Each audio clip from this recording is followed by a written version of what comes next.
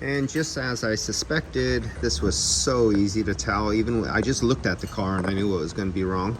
When you have moisture contamination, you know those guys, especially those really idiots who use shop compressed air to look for leaks, or they're even more of an idiot. They use shop compressed air and then they crank the engine over and they make a system that was never meant to compress nitrogen like that, because nitrogen is not so much of a compressible gas as refrigerant is. And they go, oh, it's okay, I only did it for a second. You know those guys who warped the reed valves and stuff like that, those guys, and then go, oh, the compressor was bad on some of them. Some of them can survive and some of them can't. You got those idiots on YouTube who use shop compressed air and then they crank the air and they go, oh yeah, look at it, has high side and low side. But they don't understand that they can distort and warp the reed valve place so it doesn't have good compression. You know those idiots? These are the same idiots who don't say, oh yeah, the vacuum is going to take out all the moisture.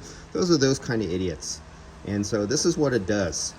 This is when you have those, and you know those morons who say, oh yeah, you always have brown oil and it's always brown and rusty from doing a retrofit, and they put the retrofit PAG oil in there or POE oil in there and the moisture makes the rust, and they say the brown is from the retrofit. No, idiot. The brown is from the guys who don't vacuum out right. They use shop compressed air to look for gas, and it does this damage over a long period of time, and it breaks down the oil. This oil is really thin. This is not mineral oil that's in here anymore. And this is the kind of damage that is done by the guys who have dirty machines. They don't change their filter dryers, and they don't use vacuum pumps, or they do that 10 minute or 15 or 20 minute vacuum and they don't remove all the moisture and change. This is the kind of damage that is done to cars all the time.